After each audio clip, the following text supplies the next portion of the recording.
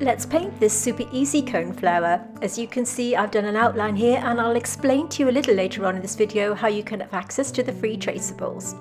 Okay, this is the most uncomplicated coneflower you will ever paint. So to start with, I've mixed a really watery mix of shell pink. This one's from Holbein. I'll talk about all the materials I'm going to be using later on in this video as we work through. Using a pointed round brush, I've applied this colour all over the petals, as you can see, working wet on dry, which means I'm applying the paint directly onto the paper. With that first wash dry, I add a glaze of water to the top part of the flower like this, and working wet in wet, I'm dropping in another colour. This time I'm using quinacridone burnt orange. This is from Daniel Smith, and I'm just dropping it in using the tip of my brush, letting it bleed into the wet paper. You'll see that some of the paint has dried onto the petals, but that doesn't matter. We're all about having fun and having a relaxing day painting. I've switched down to my number 2 Snowdrop Brown. This is a synthetic brush and I'm using it to push the paint into the pencil line because when it dries it retracts a little bit. The paper I'm using is a rough surface and it's 100% cotton, and this is how I trace down my drawing. Super easy to do, the old school way, and you just want an outline to work from. Ceramic palette comes from Etcher and in a set of 2, and all the materials I'm going to be listing in the description box underneath this video. These are the colours that I've chosen to work with: Shell Pink, Potter's Pink, Rhodonite Genuine, Serpentine Green, Cascade and Quinacridone Burnt Orange, but as I always say, use the nearest colours that you have. I've chosen Serpentine Green from Daniel Smith for this part of the plant. You could also use something like an olive green if you don't have this, but I really like this colour because it's granulating and it does separate and make the painting a little bit more interesting. I'm applying this colour all over the stem and the leaf, as you can see, this time using a number 2 brush. This is a Snowdrop Round. All the materials, as I said, I will list in the description box underneath this video. And if you haven't already subscribed to my channel, could I please ask you to do so? That way you won't miss new uploads if this is something that interests you. We upload new content every Tuesday and I wouldn't want you to miss out. So hit that subscribe button if you'd like to follow my channel. Everything's dry, as you can see now, and watercolour is all about building up your layers. I've switched down to my spotter brush. These are very, very short bristles and they are really great if you're new to watercolour painting because it means that you can control the paint better. I'm using it in a way that you would almost use a felt tip pen, as you can see me doing here. This is a number 1 size, it's a synthetic brush, and again this is from Rosemary & Co, and you can see me applying the Serpentine Green and the Cascade on the leaf of the plant and the stem like this. Notice how I'm just using a little wiggling motion to negatively paint around that central vein, just using the tip of my brush to direct that paint in the areas that I want it to go, and using a damp brush to blend it out. This time I'm leaving a little gap in the middle, as you can see, to create the middle vein of this leaf. We're not doing strictly botanical painting today, which is why I haven't put the reference photograph on screen, but as I said at the beginning of this video, I provide you with a free reference photograph and a simple outline if you'd like to join in, and there are a couple of ways that you can have access to those. I'll leave it at the end of this video so that you can pause the video and screenshot it and print it that way, or you can join our Facebook group where you can have access to all of our reference material, and of course you can post up your finished paintings and have some feedback. The link for the Facebook group will be in the description box. I'm using Cascade Green to go over this now that it's dry, and just making it a darker value paint. As you can see, I'm just blending the paint over the other paint now that it's dry and just blending it in with my brush. Cascade Green from Daniel Smith's is one of my favourite blue-green tones. It's super, super vibrant and it separates once again to make it really, really interesting on the paper. The colours that I've mixed up here are Quinacridone Burnt Orange with a little bit of that Shell Pink from Holbein and Potter's Pink from Winsor & Newton. I've varied the colours in my mix here and I'm using my number 1 spotter to apply it, as you can see here. At this point, the first wash has to be really dry so that you can add your paint without worrying that it's going to blur into the existing wash. shell pink from Holbein and just applying it to the areas where I feel I want to darken up those colours.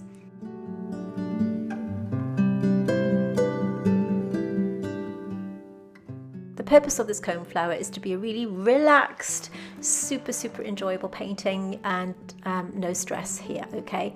So Potter's Pink on next, applying it where I just want to add a darker value. Again, the Potter's Pink is a granulating colour and sort of semi-opaque, whereas the shell pink from Holbein is definitely an opaque colour. And I've added a tiny bit of Rhodonite Genuine. This is from Daniel Smith. If you don't have this colour, you could use something like Permanent Rose. That would work just as well. All you're looking for here is to vary your colours so that they don't look flat when you apply them onto the paper. Once again, using my spotter brush to blend those colours together. And all I'm doing is I'm dipping in between the colours that I have on my palette just to give a little bit of interest and variation. As I said, we're not doing botanical painting as such today. For this one, it's just meant to be a kind of introduction to how to paint with watercolour. So it's great if you're a beginner.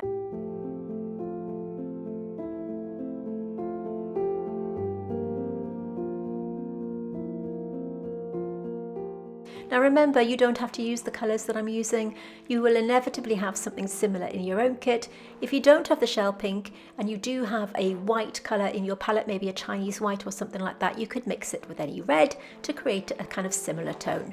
But like I said, I will link them in all the colours and all the materials and supplies I'm using today.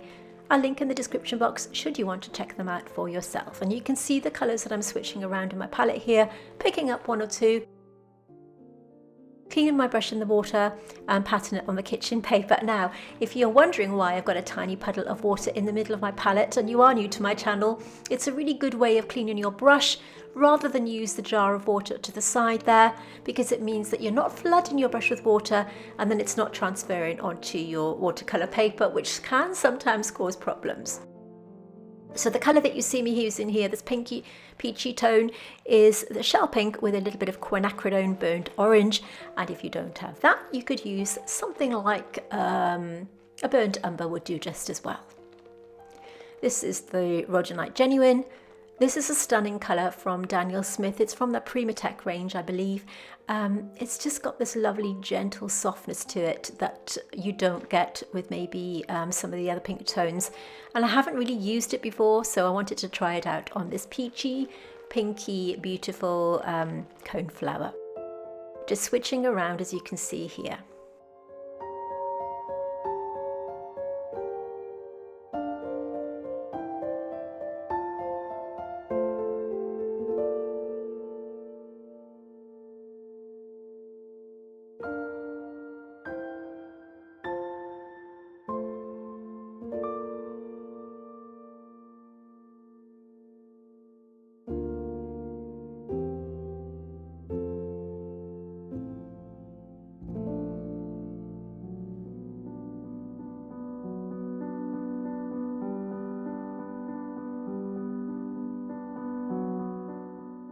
Just continuing the process like this, using my spotter brush. And if you are enjoying this video, could I ask you please to hit that like button? It's a way of letting YouTube know that you enjoy my content, and I'd really appreciate your support.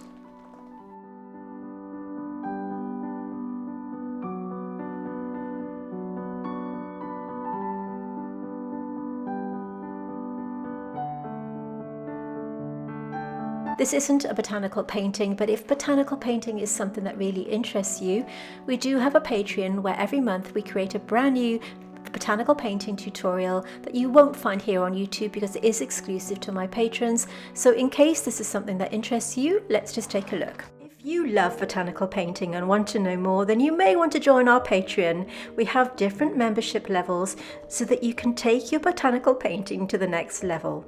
With our Clematis level, you will have a full-length, in-depth tutorial every month, and if you'd like to make even more progress, then check out our Rose level, where we now have a mentorship offering feedback to help you grow. You won't find any of our Patreon tutorials here on YouTube, and you can cancel your membership at any time.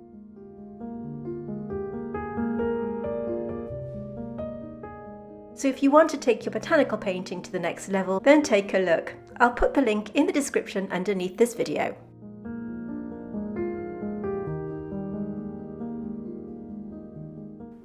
So I will link Patreon in the description box in case that interests you. If you want to join me there, we'd love to see you. Okay, so carrying on with this process. Now, everything's completely dry, and this is something I love to do at this point in my painting once I've got that first wash on and everything's in place. I'm using my number 10 round brush here, and I'm literally flooding the painting with water just to merge everything together. Now, you must let that dry completely before you do the next bit. So once everything's dry, I've mixed up some more puddles of paint like this. We have Serpentine green here, and I've gone over that cone part of the coneflower with some water, and I'm using my number 2 brush to drop in the Serpentine green like this. I'm just randomly dropping in that colour with no rhyme or reason. I'm just dropping it in to create a texture like this. Once I've dropped in that green tone, I will then go over to the other colour that you can see there on the kind of the top right hand side of my palette, which is quinacridone burnt orange. That's a thickish mix of colour that you can see there. So there's a lot more pigment. Picking it up with my brush and doing exactly the same with that colour, leaving a little bit of that initial peachy tone that we applied at the start, and you can see that I'm using that number 2 pointed round to just pull up some little spikes towards the top part of that cone element of the flower. I'm also taking that pigment to the edge of the petals and just creating a sharper outline, still pulling up those little spikes as I work through. This just gives it a little bit more realism, and switching back down to that green tone and just dotting it in, as you can see. Because we're painting wet in wet for this part of the flower, it just means that it will naturally blur into that wet paint, and because I've used a granulating colour for this Serpentine green, it just makes it very, very easy to see that kind of granulation of the colour and make it look really special. We don't need to paint all the detail in here. And I'm just continuing that process, leaving a little bit of that visible paint underneath to create the illusion of it having all of that lovely kind of stamen and anther on the top. Using that brush just to push that colour into the base there to give a little bit of definition. This is dry now, so I'm mixing the Serpentine green with a tiny bit of quinacridone burnt orange, just going in between some of the areas like this, just to add a little bit more detail. And I've also added potter's pink to that green mix just to darken it up a little bit and add a few sort of triangular shapes here and there, once again to give the illusion of there being spikes. Now, if there is anything in this video that you don't understand or you'd like to know more, drop it in the comments below. Maybe you're struggling with the colours that you have yourself and you don't know which colours to use, then go ahead and drop it in the comments below and I will do my best to help you match your colours up. This time I'm mixing Cascade Green with a tiny bit of that quinacridone burnt orange, and you can see the lovely dark green that it's created here. If you are familiar with my channel, you'd have heard me talk about Daniel Smith's Cascade Green in the past. It's one of my favourite bluey green tones. There's something really special about it when you work wet in wet. Of course, here you can't really see it to its full capacity, but I've applied it to the right hand side of the stem, and by using my brush damp like this, you can see how I'm wiggling it to create this kind of jagged edge on the middle of that leaf, of that stem, just working it around so that it's nice and soft. I'm adding a bit of potter's pink to the shell pink, so you can see the opacity of this paint, and it really works for this coneflower, just working around it like this, adding a little bit of detail as I work through. Just darkening up some areas as I feel they are needed by adding potter's pink to that lovely shell pink mix, and just building up the colours as I work through.